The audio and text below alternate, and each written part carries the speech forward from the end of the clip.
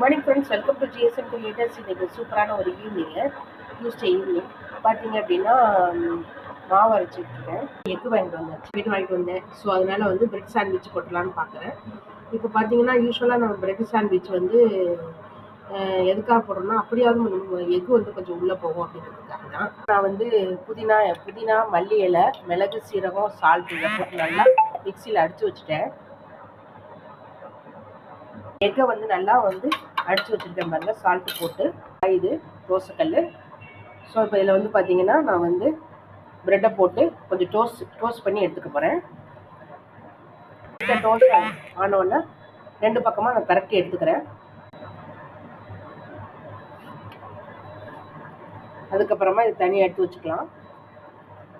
லைட்டாக ஹீட் ஆனோடனே எடுத்து வச்சுக்கிறேன் பாருங்க.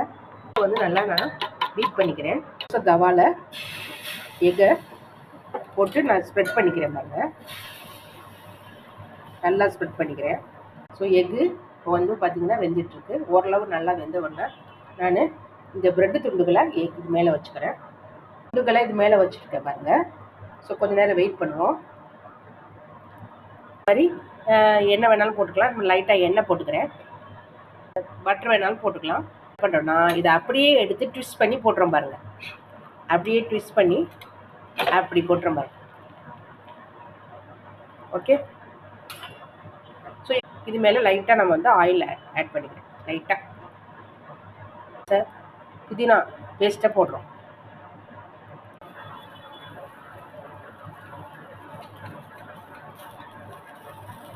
கட் பண்ணிக்கிறேன். ஸோ சூப்பராக நமக்கு வந்து பிரெட் டோஸ்ட் ரெடி ஆயிடுச்சு. ஸோ இதில் எக் இருக்குது, புதினா இருக்குது. ஓகே, உடம்புக்கு ரொம்ப ஆரோக்கியனால நான் இது வந்து அடிக்கடி செய்கிறேன். கெச்சப் வாங்கியிருக்கிறேன். ஸோ கெச்சப் வச்சு சாப்பிட்டா செம்ம டேஸ்ட்டாக இருக்கும். மிருதுலா கொடுத்து நம்ம டேஸ்ட் எப்படின்னு பார்த்து சொல்லுச்சு. ஓகே. இப்போ வந்து மிருதுலா வேணான்ட்டா, அதனால் நான் டேஸ்ட் பண்ணி உங்களுக்கு சொல்கிறேன். மிருதுலா அப்புறம் தனியாக சாப்பிடுவோம். அப்படியே வச்சு சாப்பிட்டா செம்ம டேஸ்ட்டாக இருக்குது. ஆக்சுவலாக புதினாவும் அப்புறம் பார்த்திங்கன்னா அதுக்குள்ளே வந்து நம்ம எக்கு ப்ளஸ் இந்த சாஸு, இதோட டேஸ்ட் செம்ம சூப்பராக இருக்கும். இது வந்து ஹெல்த்தியானது கூட. எல்லோரும் வீட்டில் இது மாதிரி செஞ்சு சாப்பிடுங்க. பிரேக்ஃபாஸ்ட்டை சாப்பிட்லாம், டின்னராக சாப்பிட்லாம், ஸோ ஸ்நாக்ஸாகவும் சாப்பிட்டுக்கலாம். தேங்க்யூ. இதே மாதிரி நீங்கள் செஞ்சு எப்படி இருந்துச்சு கமெண்ட் பண்ணுங்கள். தேங்க்யூ ஃபார் வாட்சிங். நன்றி, வணக்கம்.